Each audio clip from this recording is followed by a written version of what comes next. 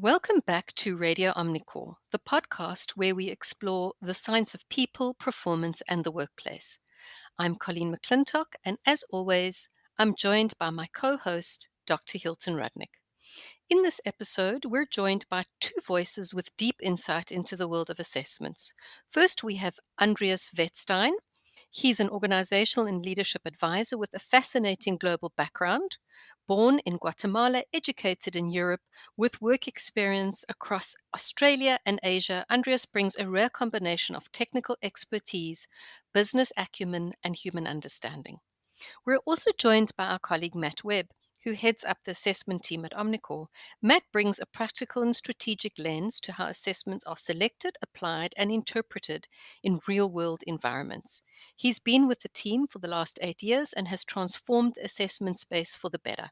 Together, we explore the current state of psychometrics, why so many organizations still rely on outdated and oversimplified tools, and what it takes to use assessments in a way that truly empowers people and informs organizational decision making. And now, here's our conversation with Andreas and Matt.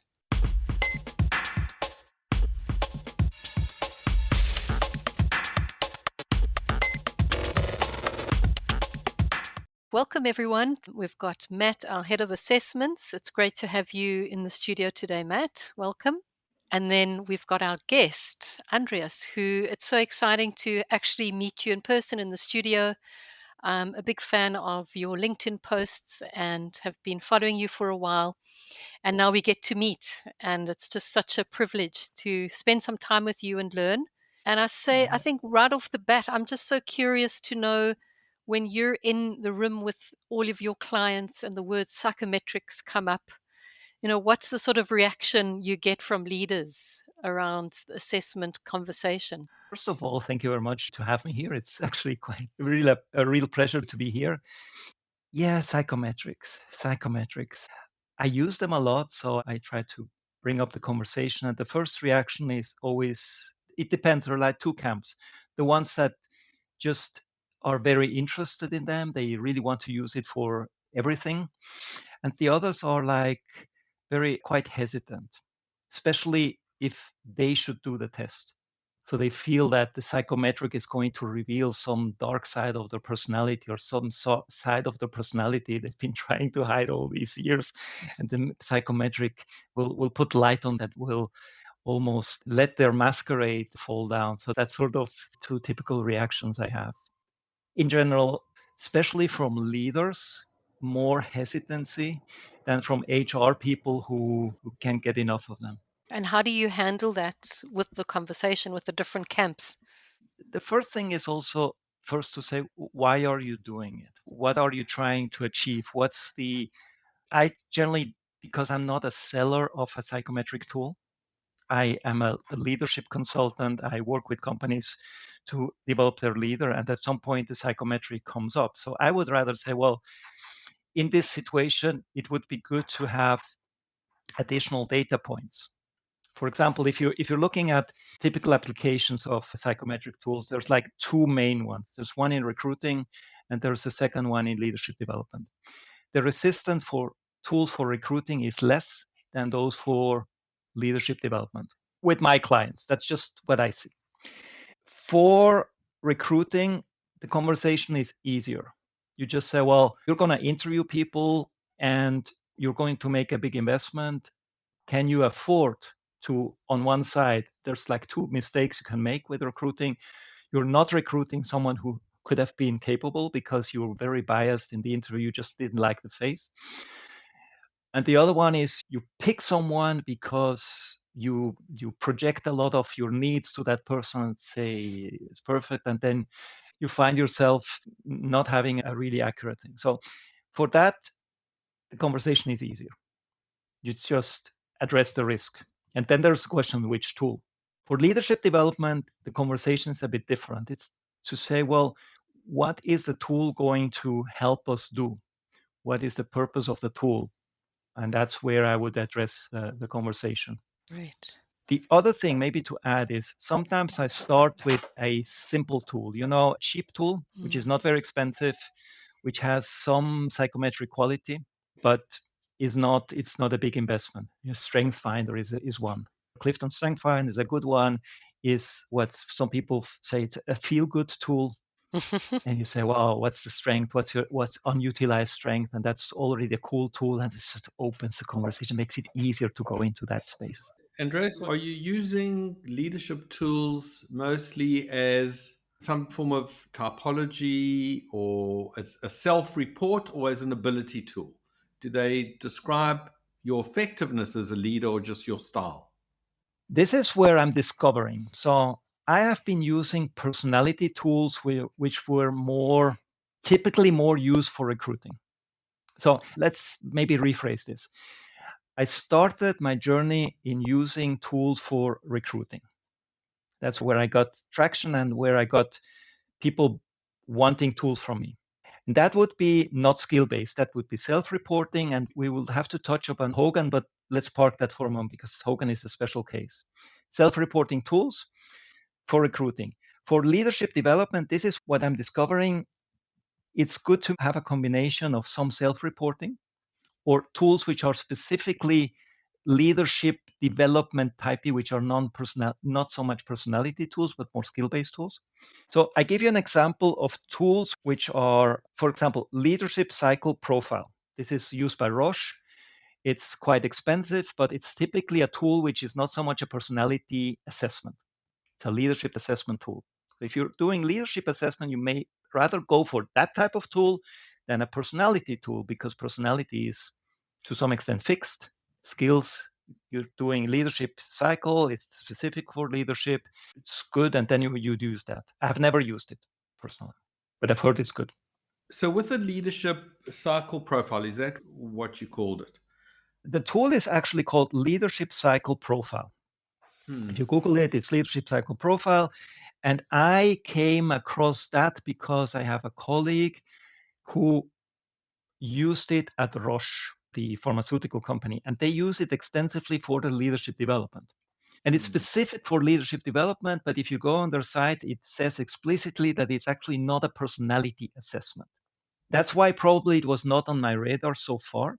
Now there's another one which is a bit a mix, which I use. I tell you which one I use, and that's why it's just to say it just shows you the vastness of what is around there.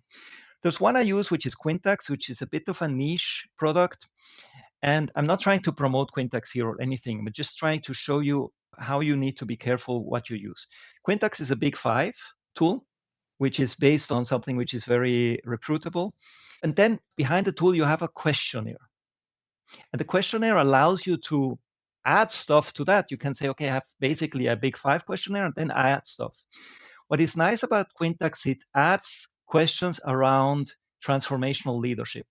And so by doing that, you have one questionnaire you do. You can assess personality according to Big Five, which is relatively well known. It uses language which is not so judgmental as the Big Five. Neuroticism is very big, which is judgmental. Agreeableness is judgmental. Openness to experience is judgmental. And extroversion, introversion, that's the only really neutral one. Uses language which is less judgmental. But then you have, in the questions, you have an assessment of leadership style. And that's brilliant for leadership development because you're using a methodology which is essentially transformational leadership, which is also pretty much recognized as a standard. A lot of people know it. And then you can use that for development conversations. What is your leadership style? Are you more transactional? Are you more transformational? What would make sense, et cetera, et cetera. Normally, you have tools which are like 360, and then you have tools sort of other people judging, and then you have things where you have self-assessments. Hogan has an interesting thing, and I find that quite clever. They assess your reputation. And so how are you going to assess reputation with a self-assessment? They did the questionnaire, and then they send the same questionnaire to people who knew those people. And then they could assess people who answered those questions in that way, who self-assessed them in that way, would have that type of behavior in practice. I found that an incredibly clever way to correlate and one at self-assessment and say, well, people, I'm seeing myself like this, but who gives? I mean, you see yourself like this. That doesn't mean that other people see you like this. But what they say is that people, when they answer like this, that's the behavior they're going to say. They have good correlations there. That makes it a very useful tool for hiring because it predicts a certain behavior. It has a high predictability, which makes it quite interesting as a type of tool. And that's something you need to look at when you look at the conversation or you look at the tool you're going to use. You're going to say, well, what are we trying to predict? Are we trying to predict something, or are we trying to assess something to be able to develop a certain skill, which are two different applications? What do you think of the widespread use of typologies, things like MBTI, DISC, to some extent the Enneagram, in business in a general sense today? That's how I started my journey into these tools. And that's probably why I wrote that article or that post you mentioned. If you look at my career, I started as an engineer, sort of very with the idea that things can be understood. So if you understand it once, you understand it forever. And then you do business where it gets a bit more murky. And then I studied psychology where you realize that it's trying to understand human behavior is quite even a more daunting task. I think the typologies, and I used those tools before, like Enneagram or MBTI or what's the other one, DISC, or those that tell you you're this type. And people like myself at that point, we really like that simplicity. You could tell, Colleen, you're a red, and that's why you're behaving in this way. You're behaving like that. Therefore, I need to adapt to your style because your style is like that, and that's it. So typologies, I think they address a desire for something, for putting people in boxes, for having this simplicity in terms of human behavior, which just is not the reality of how you cannot put people boxes. That's one issue I have with those. I don't have a fundamental issue with typology as long as you're not overdoing it, or as long as you're using it with some caution, where you say, yes, you have this tendency, you have this, and they serve a purpose. Don't get me wrong, they serve a purpose. They serve a purpose to show people we have different styles. And if you're like trying to communicate with everyone the same, or you're trying to solve conflicts within team, then such a tool is actually quite useful because they're accessible. They allow you to address that we're different. It gets problematic when you stop there, when you say you are like this. And what's even more problematic, that's one thing. So the problematic is that. The second thing where it's problematic is when you say for yourself, well, this is how I am, and now the others should adapt to that, which is very convenient, but it's sometimes a bit. So that's my issue with those. Andres, I'm interested when you're in the room with people and they're insisting on, say, using an Enneagram for selection. How do you get through to them?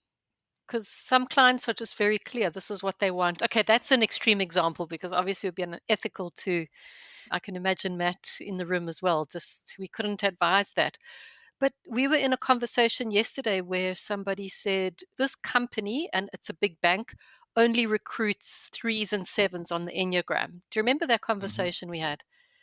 So how does one tactfully, explain the use and where it becomes problematic?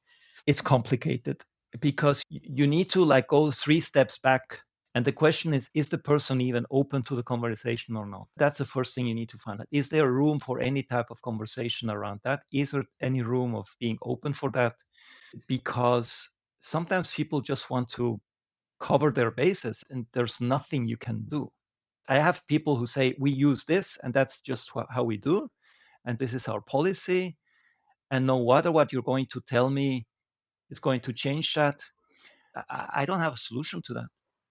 I guess maybe then in reverse, what is the most useful question somebody in HR should be asking before choosing a tool, in your view?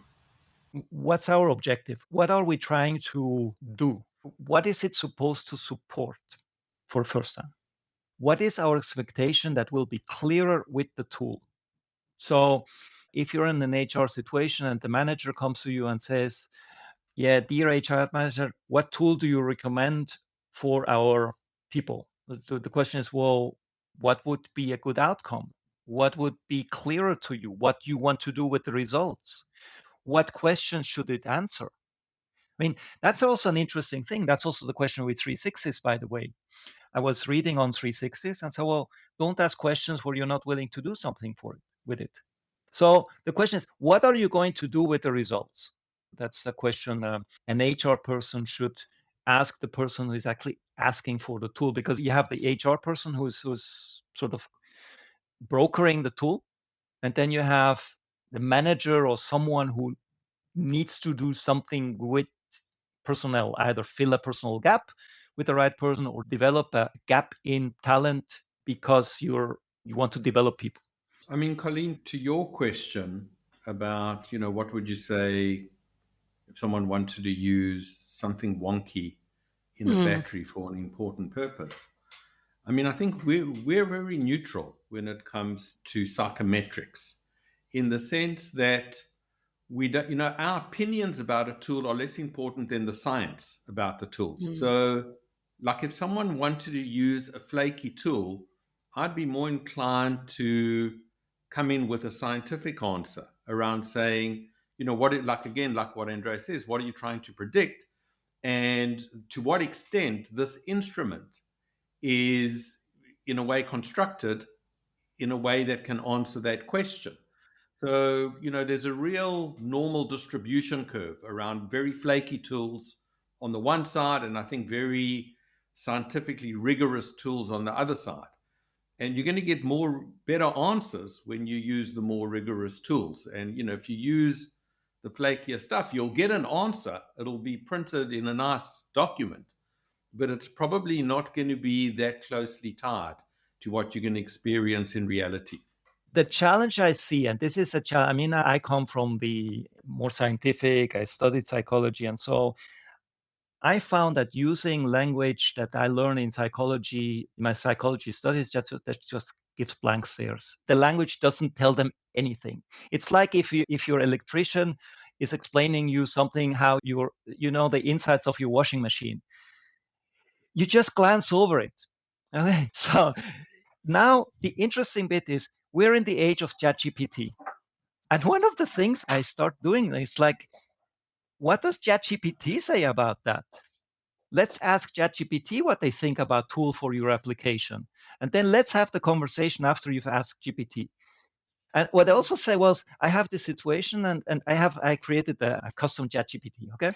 So since I did this post, I created this custom ChatGPT. So I have my personality assessment ChatGPT, where I'm constantly feeding this thing. So it knows a lot. And I would probably start asking, well, in this situation, so well, I would ask my custom ChatGPT, which has all my research in it already. How would you do it? What would you recommend? I don't know what they would say, but maybe generally comes with good pointers, and then you take it from there. That's an idea. Just let them ask the thing. If they want to use a wonky thing, Hilton, tell me about the wonky tool, which would be a wonky one for you. I'd be curious to know. What would be wonky for you? Yeah, I mean, I think for us, wonky tools would be those with poor psychometric properties that aren't predictive of, in terms of validity, that they're not measuring what you think they're measuring, or they're very tied to some kind of very specific situation. So typologies in a selection decision would, those would be out of the question for us. We would never do an MBTI. I mean, you could do it to maybe add color or something, but you wouldn't do it as a definitive tool on which you would base a decision. The science tells us that there's much more important things like ability, cognition, and those kind of things, which are predictive of job performance. So we're very driven in that kind of way to use, what are the best predictors of the outcome that you want. Here's the thing, it's just thinking about your question, Colleen, and your comments here, Hilton. If you have a conversation with someone who is like rather clueless, as I was when I started, this was my discovery. I'm just discovering as the more I study, the more I discover how clueless I am. So here we're in Dunning-Kruger space, no? So I think the first conversation to have is to say, well, are you open to me elaborating a bit on tools in general? Then you can say there is different types of validity, retest validity. What's the other one? What you mentioned, Hilton, is to say, well, is the tool actually measuring what it says it measures? Does it have, I'm forgetting the word for it, but it's this validity. But Psychometrists in the room? Reliability? Yeah, reliability. It's one is retest reliability, and then there is one which is measured by, I think, Kronbach alpha or something like that. I don't know. Whatever. I did this factor analysis where actually says, well, is this tool actually measuring what it says it measures? If we measure it, and MBTI is one example of something, a tool which is particularly bad on those two measures. And I think that's the conversation to have, is to say, well, are you open to this conversation? It's almost like a coaching conversation, because you're actually talking to a white space. And the question is that person allowing to put light on the white space? And I say, well, I'm trying to explain it to you. And maybe the other thing is, this is a thing I use a lot. So I was exactly in your situation, and suddenly I realized how wrong I was with my views. So link it to a personal story, a story of personal discovery, something like that, which makes it a bit more relatable, rather than here is this smart guy just telling me how little I know, that type of thing. Well, we had feedback recently, I think that aligns to this, where we did a 360 project for an executive team, put a lot of time and effort into it. It was a beautiful questionnaire, had a beautiful presentation, and it had very interesting information, we thought. And they didn't like it, Andreas. They said it was too academic and it didn't tell a story. So I think one needs to know the audience and understand exactly what you're saying. What are they open to? What do they really want to see? Because we can love it and think it looks amazing, but that doesn't necessarily mean the client's going to. Yeah, that's the thing. So for many people, that's coming back to your initial conversation. The initial question, Colleen, is how people react. I get a lot of resistance when I'm going down too much the psychometric path. So I need to vulgarize the whole thing. And there's, as I was doing the research, I found this tool, Lumina Spark. And so what's the advantage of Lumina Spark? Lumina Spark is a tool which is apparently quite well presented. Apparently it has a decent psychometric quality. It's presented in a way that managers or non-psychometrically educated people find it accessible. The problem with many tools, and that's a problem with Hogan, Hogan is not accessible. It's a good tool, it's expensive, but if you read it, you're going to draw the wrong conclusions. And that's a problem. So I can understand what you're saying. Accessibility of the tool. And that's where typologies come in. One of the questions in the preparation is, where's the industry going? I think it would be cool if we had tools that take the advantages of the psychometric styles with still a rigorous psychometric validity. And what I find interesting, and I haven't found tools that are actually quite good, it's where do I see an interesting development? It's if there could be a stronger link between the psychometric tools and the neurobiological advances in science. If these two streams could converge a bit, if there would be more interaction between them, to say, okay, I have this tool and there is the neurobiological explanation to it. Because people are, in my opinion, more interested in sort of the neurobiological topics than in the psychometric. Psychometrical is too much statistics. Neurobiological, that's brain, that's cool, or that's, I don't know. It's It like, seems more legit somehow. yeah, and the conversation, when I address it, people are more willing to listen because it's somehow cooler. If there isn't a second element to that, Yeah. we tend to shy away from the unknown, especially in leadership spaces. There's, I suspect, a bit of defensiveness about, I don't want to feel uncomfortable with something I'm not at ease with. So I'm wondering if that kind of resistance or hesitance comes out of a position of, well, how's this going to show me up poorly, as you've said previously, but also, does it show what I don't know I'm talking about? So bringing it back to making it easily accessible, explaining, doing all of those change management principles, probably quite important in the early stages. Yeah, absolutely. And it's interesting to say, if you have a client who's suddenly familiar with the tool, so you invest all this time and suddenly they're familiar with the tool and they feel that now understand the tool and they're all happy. They suddenly want to use the same tool for something else. And you say, well, I know you love this tool, but actually for this application, it may not be the right thing. Yeah, no, Andreas, but it has served us well. And that's where sometimes it's worth to have an investment. But it's hard work. Hard work. I mean, it's not hard work, but it's developing this, as you say, Mathew, it's developing this rapport with the client to say, well, where's the resistance? And generally, it's not a cognitive resistance. It's a resistance to, I don't know where this is going to, I don't understand this fundamentally. I don't know if I'm ever going to get it. This is too complicated. That's why these DISC and MBTI and so are so popular, in my opinion. Still. The old adage, if all you have is a hammer, then everything looks like a nail. Yeah. So it's building up that toolbox to have a couple of options. Exactly. And that's nice if you can make it's an element of education. And I think that's where I'm going to continue writing about these things. And that was what I tried to do with that post, to open the conversation. The other problem, and that's something I find quite regretful, or it's a pity, is that there's a lot of people who are quite opinionated about tools out there and are it's like, this tool is the only one, it's you should use it, this, and then say, well, I've used it and it served me well, and just because you don't like it doesn't mean that, that type of reaction is, whoa, easy. What would you say?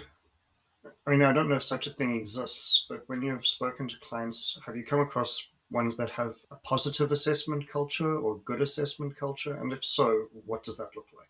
People who have a good assessment culture are the ones who had good experience with it, typically. So I use Quintax a lot. What I like about Quintax, to come back to the tool, and just as an example, it's a tool which is psychometrically very solid and it's easy to understand. And I have a few clients who've been using it, and it's also the question of the consultant that's working with them. So if you have a good relationship with your client and you use the tool and it helps answer the questions they have, they develop a positive culture towards it. And if you have people with a positive culture, they say, well, okay, Andreas, we're having this situation. They would say, what do you think? Is this a moment where we should use the tool? And then I can say yes or no. So a positive culture is a culture that is open to tools, but that does not want to use the hammer for everything. It's knowledgeable, and because they're knowledgeable, they're using the right tool for the right thing. And because they're using the right tool for the right purpose, they get good results, and that reinforces the circle. Yeah, and Andreas, I'm wondering, if you look to the future and you see how psychometrics are shifting.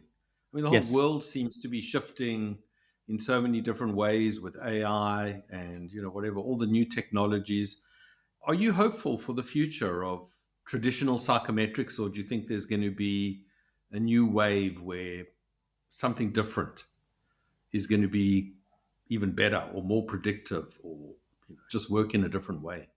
I'm very hopeful about psychometrics and the future of psychometrics, especially after my reaction to it, not because my post was good, but because my post, obviously, there is an audience there who's interested in these things. So there is a lot of interest in it.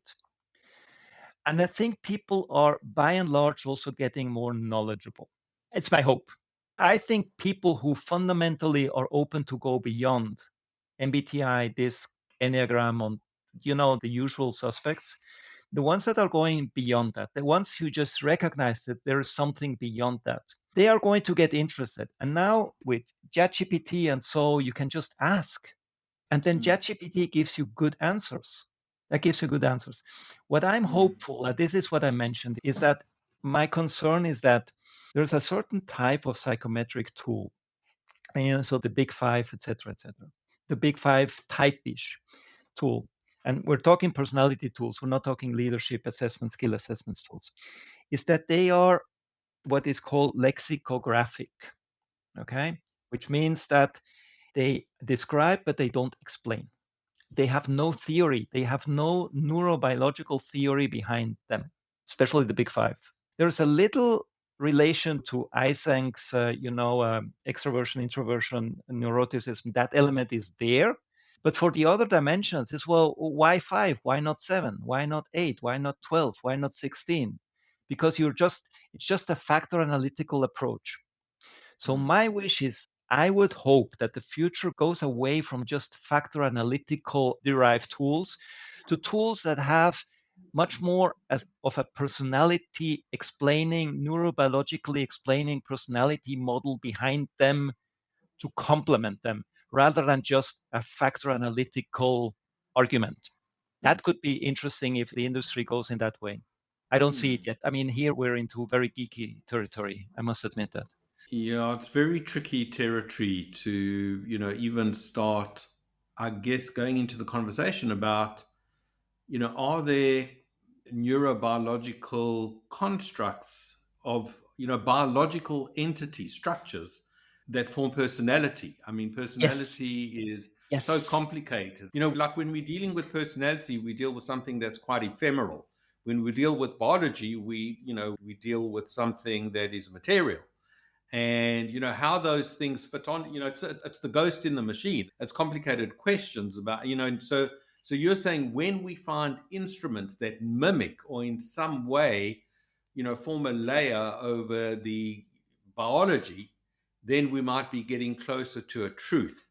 Closer to a truth, that's a very strong statement, but it would add a dimension which is more interesting. And what you're saying is, well, this was my second discovery beyond, okay, MBTI is bad and there are better tools, is to understand the neurobiological, the sort of biological foundation of personality.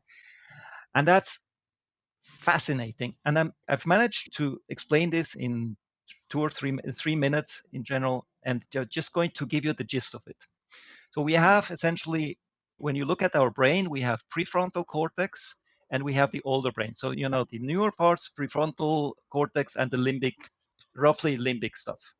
So we have the frontal right, which is more, big time thinking, which then correlates to a certain type of MBTI profile. So we have capacity for big picture thinking, and then we have on the left side frontal, we have parts which are more involved with the detail. So these are sort of our two main cognitive. And then we have two, and this is neurobiological, you can correlate it when the person is in that mode, these parts of the brain are active. So they're localizable brain parts. There's the brain part, which is more about risk assessment and so the whole amygdala sort of in that construct. And then there's the other one, which is a bit about action. Okay, so you have fundamentally four, and I think I have a post somewhere, which is about sort of four fundamental elements of the brain. And the PSI theory about personality, which is from Udo School, who has been writing about this for the last 40 years, is that personality system interaction. So these are personality systems, and your personality is defined or determined by how these systems interact and how different parts of the brain interact in different situations. And that is absolutely cool. And the interesting bit, and now it comes to emotions, the really interesting is that we know that when we're very emotional, we tend to not make the smartest decision. We're very emotional. The reason is that when we're very emotional, those high cognitive smart parts of the brain, they're thinking, they are deactivated. They are not deactivated, but they're inhibited. So if we are in a very positive state, we tend to activate the action area and we tend to inhibit the planner. If we are in a very negative state, we tend to activate all the amygdala, whoa, it's very bad, it's very difficult, and so, and deactivate sort of the big picture, more relaxed big picture thing. And that's where you can merge. That's where personality, very solid personality research meets typologies. Because depending what type of brain part you tend to default in certain situations, that will have typological characteristics to your personality. So I would wish that we would have this merge between, the statistically derived factor analytical tools of personality, the more popular typological Jungian inspired tools, and the knowledge, recent research on neurobiological insights we've been getting the last 10 years. That would be interesting. For the listeners of this podcast, I think what they should Google is personality system interaction, PSI theory. Just Google it, say, and how it relates. That would be an interesting for those who are interested. That would open Fascinating. yeah, it's absolutely fascinating. Yeah, that makes a lot. Maybe we need to just do brain scans on everyone. We can put them in the scanning machine. And that's where it That's hope a we joke. don't go. That's a joke. No, it's a joke, but it's tempting. It's tempting that we try to do that, no? So, Andreas, I mean, Mm. if I just take that a step further, Yeah, please. I remember my neurobiology, and it's been a very long time since I've looked at it. The patterns formed in your brain are formed by reinforced neuronal pathways. So, Exactly. from a pleasure perspective, I get pleasure by doing something, therefore it reinforces that it's a good thing, and I keep doing it. So I'm the monkey that keeps feeding the machine effectively. If we created that sort of typology, would it just not kind of show our initial default setting? And if that thinking's correct, how would you want it used? These typologies actually explain your default settings. So you have certain default settings. But what we know now is that, and that's where I find the insights on neurobiological interesting, is that personality is not fixed. And personality is not fixed because it has neural correlates. If you start to explain personality as personality systems interaction, because your behavior is ultimately how you behave in certain situations, it's very obvious. It's ultimately related to your favorite neural pathways that describe how you do it.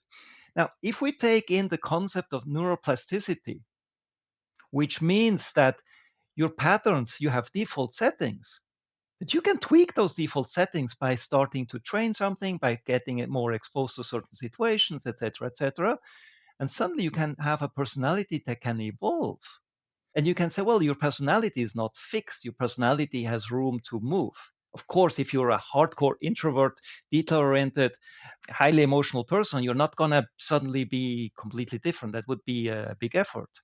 But you have certain flexibility. You can say, well, it would be helpful for me to develop a bit more emotional resilience and be a bit be able to regulate my emotions because I train this, and because then from a neurobiological perspective, I can neurobiological idea and the idea of neuroplasticity, suddenly you have personality which isn't fixed anymore, which is a cool thing if you think about it.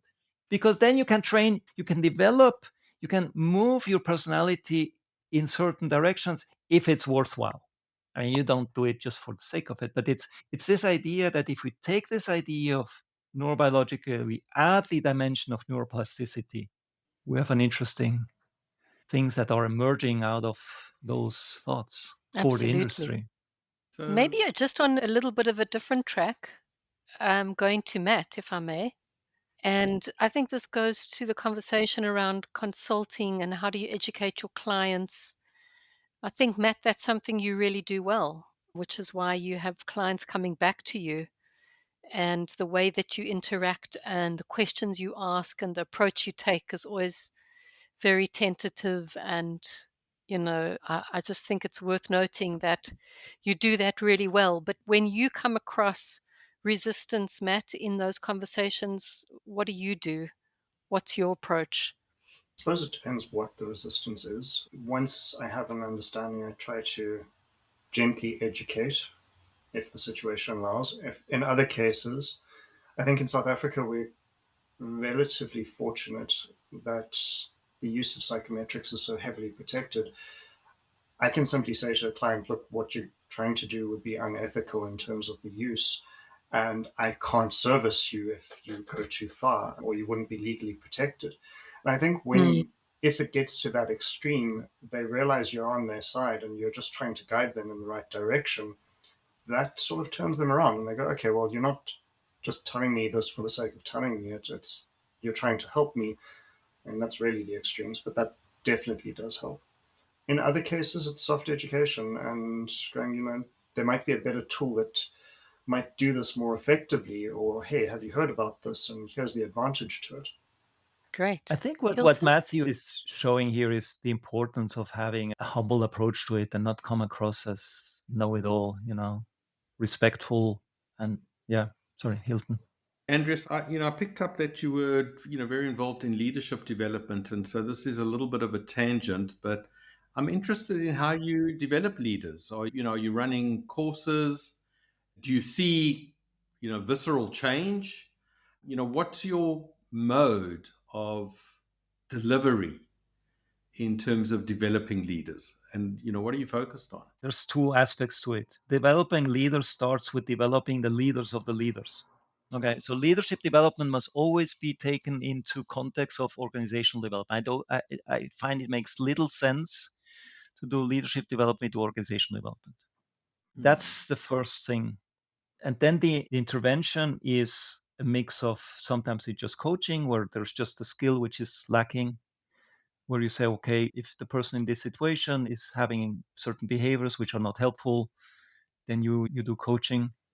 Ideally, and this is what I'm doing with an organization now, you have a leadership development framework where you say, what is the qualities we have? And you have a larger conversation about what leadership is all about.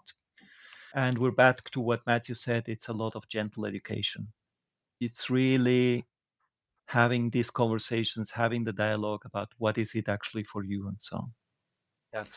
I'm always a little bit, I guess, unsure of how internalized those changes that you're looking for become. So, how sticky are they? And how do you know where those leaders are a year later?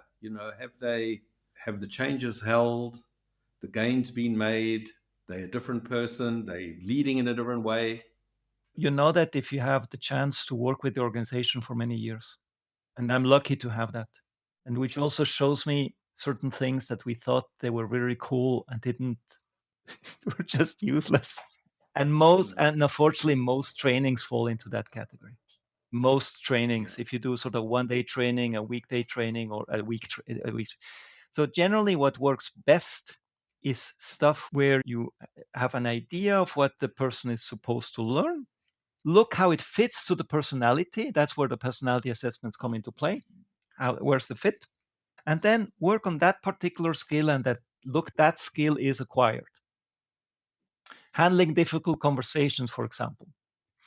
Being a bit more knowledgeable out yourself. If you are able, and this is always, we always work with leaders. So when I work with leaders, it's always the same, to get more awareness of who I am and how people perceive me and how what I do is impacting others. If you get beyond that, if you manage, that's acquired. You generally don't lose that. The other way to develop leaders is to let them fail. You've done a lot of work with leadership development. What traits or capacities, capabilities would you say are underrated in executives? Underrated? Yeah. What should be front and center and you just don't see enough of? Listening. Just shutting up and listening. We have so much venerance for the charismatic leader, who the hero thing and so. I have an exercise which I do in my part of my leadership development. I say, okay, we're going to do an exercise, and the exercise is very simple. Your colleague is going to tell you something which bothers them, and they're going to speak for 2 minutes. And the first 2 minutes, you say nothing. You just shut up. And the next 2 minutes, you're just going to say, is there anything else? And you're only going to listen. The exercise is 4 minutes long. 95% fail. After 1.5 minutes, they start making recommendations. Yeah. It's shocking. This I learned from a guy, Oscar Trimboli. It's an Australian guy. You should interview him, get him on the podcast. He's an absolutely lovely person. He's a wonderful, and I learned so much from him. He's a generous, great guy. If anyone's listening to his podcast, Oscar Trimboli, learning how to listen, really cool. So that's the answer to your question. Makes sense? I'm writing his name down right now. So just final wrap up. So we've come to the end of our time, and maybe just a quick round. Anyone got a final comment, question? Hilton, Matt, Andreas? Well, I've got a last quick one. And Andreas, it came from just when we met a few weeks ago, and we were just talking about this, and you said it was about Maslow's triangle, and you had real reservations around that. And I was just very curious to hear more, flesh that out. Maslow is the most popular wrong theory out there, and it's not me quoting it. Mm-hmm. The problem with Maslow is good in a sense that he opened the view on needs. The problem with Maslow is not Maslow. The problem is that it has been misinterpreted so much. And even Maslow, people don't read Maslow. People just read the post of whatever AI generated, whatever. If you read Maslow, he himself is critical of his theory. He himself says, well, you need to just read Maslow and then make your opinion about Maslow. We wouldn't have artists if we wouldn't have art if Maslow was right. How many people are trying to get Actualization. whatever, actualization, and they don't have enough to eat? I mean, that should Exactly. be proof enough that this thing doesn't work.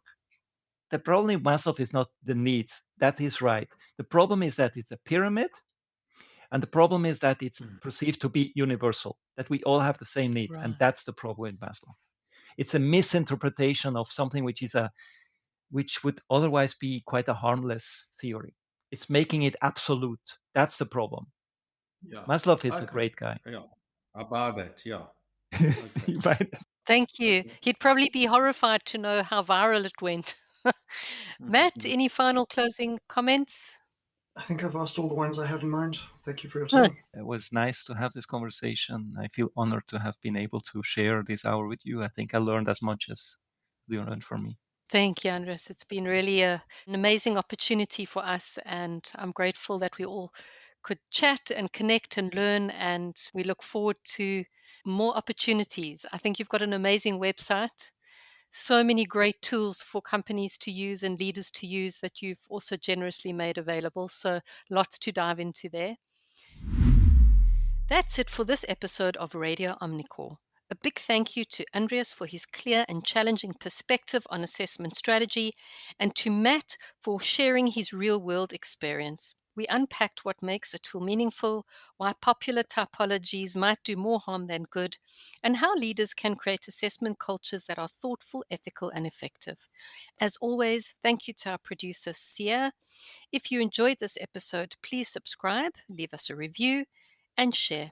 I'm Colleen McClintock, and this has been Radio Omnicor. Until next time, keep the questions sharp and the people work thoughtful.